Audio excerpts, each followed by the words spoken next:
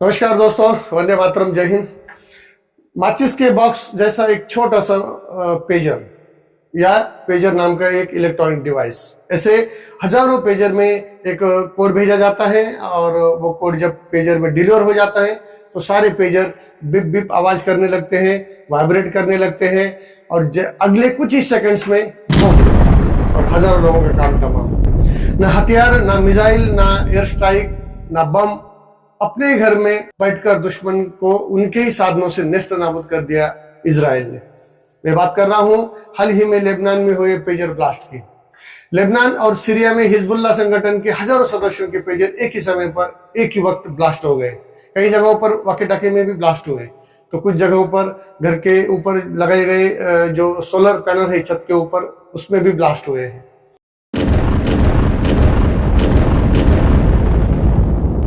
Israel को पता था कि पेजर धमाके होने के बाद इनका कम्युनिकेशन टूट जाएगा हिजबुल्लाह वालों का, तो हिजबुल्लाह वाले वाकी टाकी का इस्तेमाल करेंगे कम्युनिकेशन के लिए। तो इजराइल ने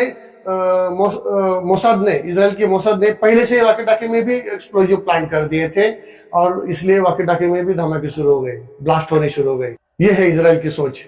लेबनान में हुए इस पेजर विस्फोट में करीब 10-12 लोगों की मौत हो गई और करीब 3000 लोग बुरी तरह से घायल हो चुके हैं। घायल लोगों में ईरान के बीरुत में राजदूत या एम्बेसडर जो है मुश्तबा अमानी, वो भी शामिल है। इसका मतलब यह है कि वो भी इसी पेजर का इस्तेमाल कर रहे थे और वो इससे ये बात साबित होती है कि ईरान छुपे तौर पर हिजबुल्लाह संगठन की मदद कर रहा है। दुनिया भर के देशों को लगता है कि ये काम इजराइल ने ही किया है, लेकिन दुनिया को लगे ना लगे, हिजबुल्लाह को पता है कि ये काम इजराइल ने ही किया है, क्योंकि इजराइल ही ऐसे काम कर सकता है। हालांकि इजराइल ने अभी तक इस बात की पुष्टि नहीं की है और न ही इस बात को नकारा है। भाई इतना सा देश है इजराइल, 94 लाख की पॉपुलेशन, 1 करोड़ भी पूरी नहीं है, लेकिन पूरे मिडल ईस्ट देशों पर अपना दबाव बनाए रखा हुआ है इजराइल एक यहूदी देश है और इसके एक दिशा में समंदर है, बाकी 3 दिशाओं से यह मुस्लिम देशों से घिरा हुआ है। तो दोस्तों, आज के वीडियो में मैं आपको वह सब कुछ बताऊंगा जो जानने के लिए आप इच्छुक हैं पेजर ब्लास्ट के बारे में। पेजर ब्लास्ट कैसे हुआ, उसके पीछे कैसी कहानी है। लेकिन उससे पहले मैं आपको बताना चाहता हूं कि हमारी केंद्र सरकार ने मेक इन इंडिया का जो प्रोग्राम चला रही है वो कितने कारगर सिद्ध हुआ, इस बात का अंदाजा आप इस बात से लगा सकते हैं कि एक दिन था जब भारत में सिर्फ 2% मोबाइल बनते थे और 98% मोबाइल हमें बाहर से इंपोर्ट करने पड़ते थे। लेकिन आज हालात इसके बिल्कुल विपरीत हैं। आज हम 2% मोबाइल इंपोर्ट करते हैं और 98% मोबाइल भारत में ही बनाते हैं। कल्पना करो कि आज भी अगर हम मोबाइल के लिए दूसरे देशों पर डिपेंड रहते हैं तो हमारे फॉरेक्स रिजर्व जो विदेशी पूंजी है उस पर तो प्रतिकूल प्रभाव पड़ता ही, लेकिन सबसे ज्यादा प्रभाव भारत की सुरक्षा पर पड़ता। और भारत पर सीमा पार से हमला करने वाली जो आतंकी है, शायद किसी दिन इजराइल जैसे ही ऐसे तरीके अपनाकर हमारे भारत पर हमला करते, आक्रमण करते, अगर हम मोबाइल जैसी टेक्नोलॉजी को बाहर से इंपोर्ट करते अभी तक। इसके अलावा कुछ महीने पहले चाइना मेड मोबाइल में भी चीन द्वारा हमारा डाटा हैक किए जाने की खबरें आई थी।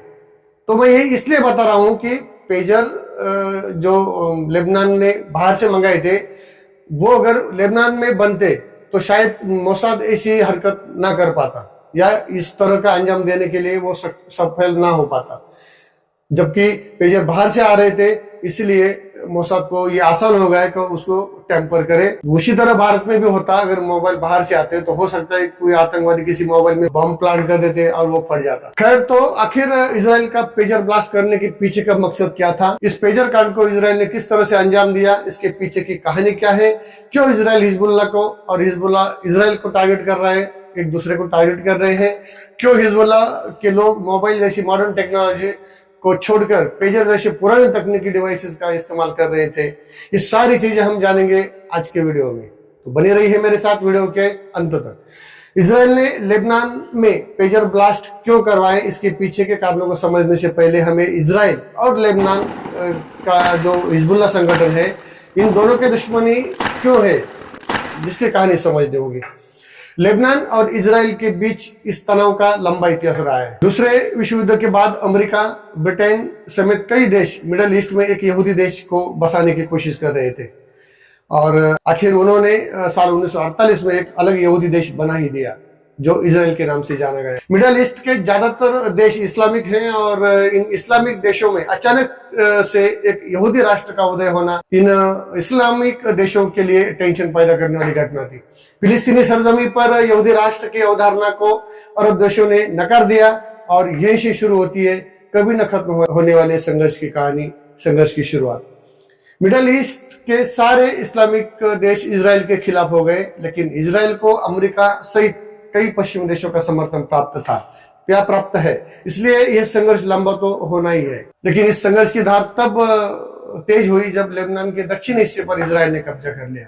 हालांकि इजराइल ने यह कब्जा कोई जबरन नहीं किया था, इसके पीछे भी एक कारण था। साल 1975 में लेबनान में शिया और सुन्नी मुसलमानों के बीच का एक संघर्ष शुरू हो गया और यह जिसका फायदा उठाते हुए फिलिस्तीनियों ने लेबनान के दक्षिणी हिस्से से इजराइल को टारगेट करना शुरू किया। साल 1982 में इस पर जवाबी कार्रवाई करते हुए इजराइल ने लेबनान के इस दक्षिणी हिस्से पर कब्जा कर लिया। लगभग इसी दौरान लेबनान में ईरान के समर्थक से हिजबुल्लाह नामक एक संगठन की स्थापना हुई। ईरान ने इस संगठन को, हिजबुल्लाह को, लेबनान के दक्षिण हिस्से से इजराइल को पीछे धकेलने का जिम्मा सौंप दिया और यही से शुरुआत हुई इजराइल और हिजबुल्लाह के बीच के संघर्ष की। तो दूसरी तरफ इजराइल को गाजा के साथ भी लड़ना पड़ रहा था, संघर्ष चल रहा था उन दोनों के बीच, अभी भी चल रहा है, जहां हमास ने इजराइल के नाक में दम कर रखा है।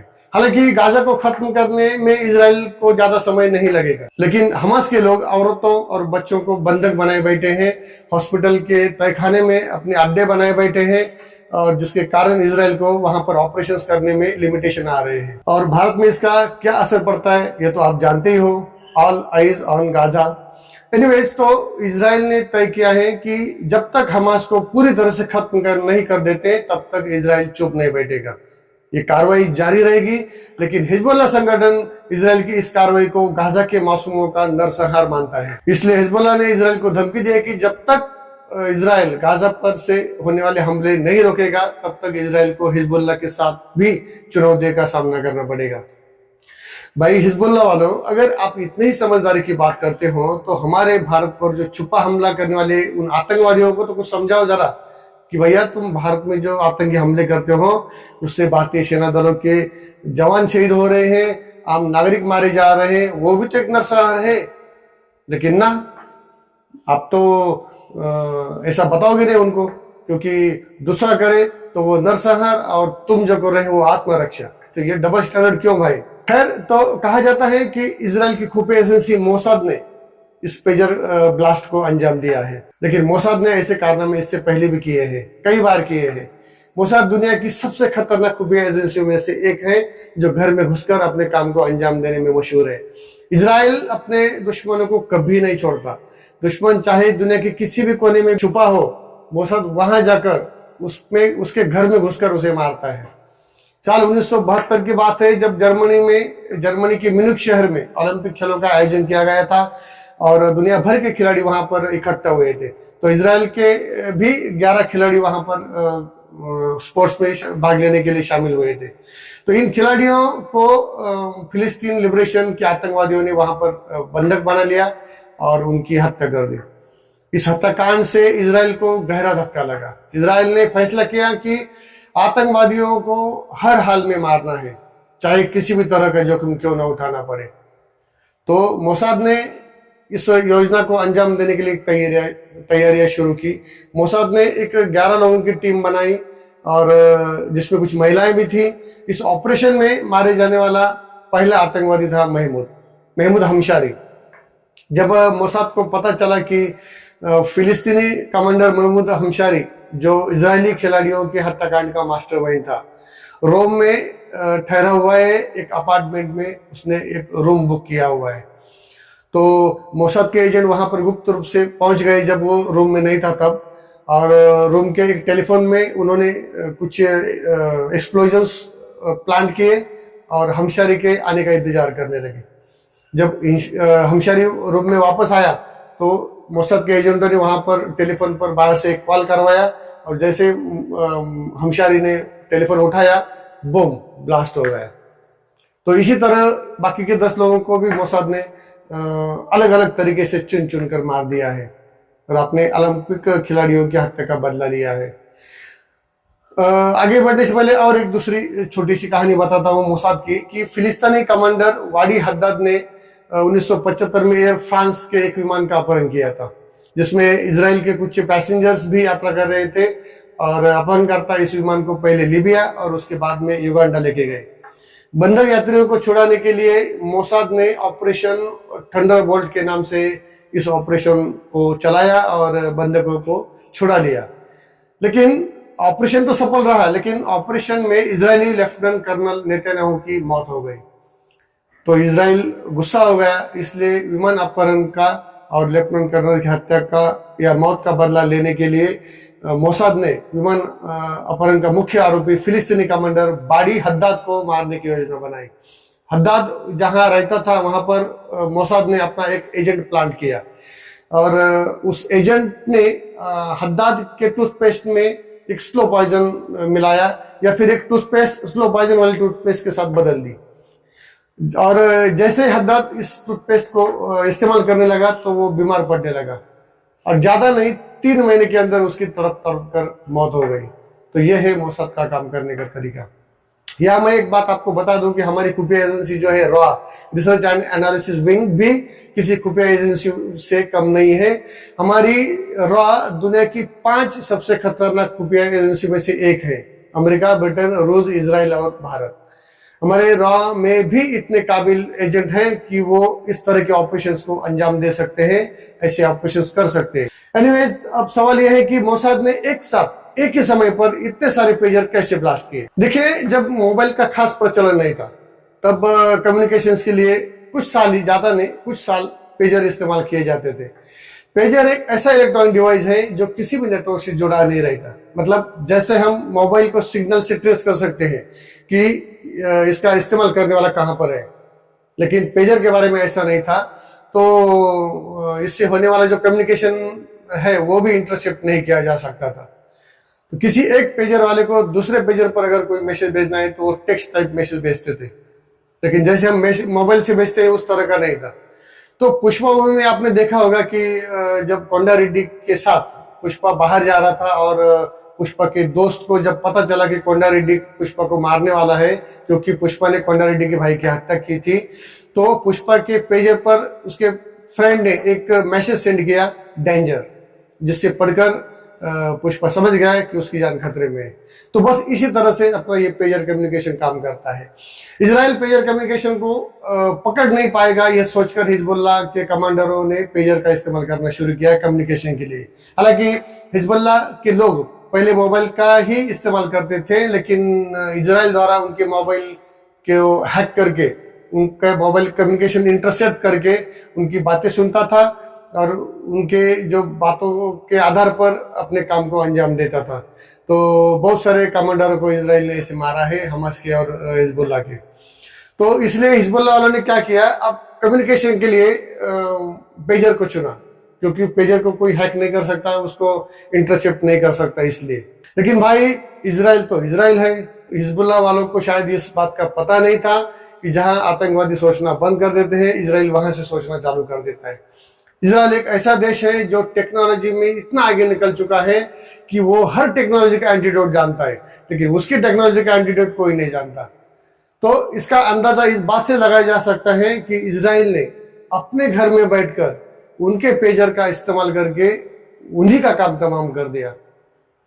लेकिन सवाल अब भी एक बाकी है, एक सवाल अब भी बाकी है कि इजराइल ने हिजबुल्लाह के सदस्यों के करीब 5000 पेजर में ये विस्फोटक कैसे प्लान किए और कैसे इन सारे पेजर को एक ही साथ एक समय पर ब्लास्ट कराया। तो आइए आज इसे भी जान लेते हैं।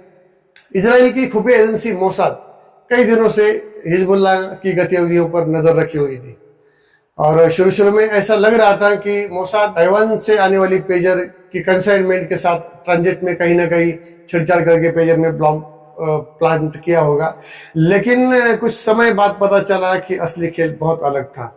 कहा जाता है कि मोसाद को पता चला कि हिजबुल्लाह संगठन लेबनान सरकार के द्वारा ताइवान की गोल्ड अपोलो कंपनी से पेजर मंगाती है या खरीदती है। तो मोसाद ने क्या किया, हंगरी में एक बीएसई नाम की एक शेल कंपनी, डुप्लीकेट कंपनी बनाई और ताइवान की इस ओरिजिनल गोल्ड अपोलो कंपनी से पेजर बनाने के राइट्स हासिल किए।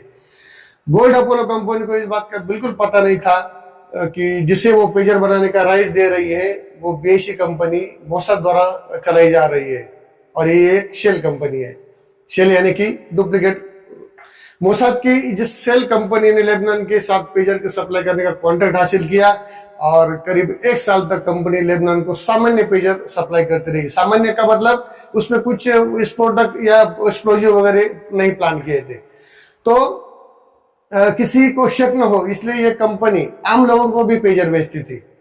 तो मोसाद ने अपने काम को, प्लान को अंजाम देने के लिए उचित समय का इंतजार कर रही थी और यह उचित समय तब आया जब लेबनान ने इस कंपनी को, शेल कंपनी जो मोसाद की स्थापना की हुई थी, 5000 पेजर डिलीवर करने का ऑर्डर दिया। क्योंकि मोसाद को पता चल गया था कि लेबनान ने ये 5000 मोबाइल कंसाइनमेंट हिजबुल्लाह सदस्यों के लिए मंगाए हैं, तो मोसाद ने अपना काम शुरू कर दिया। मोसाद हरकत में आ गई। मोसाद ने 5000 पेजर के बैटरी के साथ एक एक्सप्लोजिव मटेरियल प्लांट कर दिया और उसमें साथ एक कोड भी इंस्टॉल किया और ये इस तरह से काम करेगा कि जब पेजर पर ये कोड सेंड किया जाएगा तो पेजर वाइब्रेट करने लगेगा, बीप करने लगेगा और कुछ सेकंड में पेजर ब्लास्ट हो जाएगा। मोसाद पेजर ब्लास्ट करने के लिए ऐसे उचित समय का इंतजार कर रहा था कि जिस वक्त ये बम वाला पेजर हिजबुल्लाह सदस्यों के ज्यादा से ज्यादा सदस्यों के हाथ में हो। और जब मोसाद को जानकारी मिल गई कि हिजबुल्लाह के लोग दोपहर 12 बजे से शाम 4 बजे तक इन पेजरों का सबसे ज्यादा इस्तेमाल करते हैं कम्युनिकेशन के लिए, लेकिन इन 4 घंटों में पर्टिकुलर समय ऐसा कौन सा है कि जिस समय मैक्सिमम पेजर एक्टिव रहते हैं, तो इस पर मोसाद सर्वेलेंस कर रहा था। और कहते हैं कि सर्वेलेंस के दौरान हिजबुल्लाह के किसी सदस्य को पेजर में गड़बड़ी होने की बात पता चल गई और उसने अपने सीनियर कमांडर को ये बात बताई। लेकिन भाई देखो इजराइल की पहुंच कहां तक है। हिजबुल्लाह के सदस्य ने जिस सीनियर कमांडर को पेजर में गड़बड़ी होने की बात बताई, वो सीनियर कमांडर मोसाद का एजेंट था। तो उस कमांडर ने खबर देने वाले सदस्य को, हिजबुल्लाह सदस्य को तो मार दिया, लेकिन तुरंत मोसाद को एक्टिवेट कर दिया कि भाई अभी अपना काम शुरू करो। तभी मोसाद की एक टीम ने सारे पेजर पर एक कोड भेजा। कोड भेजने के बाद पेजर वाइब्रेट करने लगा और आगे कहानी आपको पता है, फिर भी अगर आप सुनना चाहते हैं तो मैं बता देता हूँ। पेजर उस पर कहने के लिए तो एक छोटा सा था, लेकिन इसका इम्पैक्ट बहुत बड़ा था। लोग इस तरह से घायल हुए हैं इस घटना में कि अब क्या बताएं।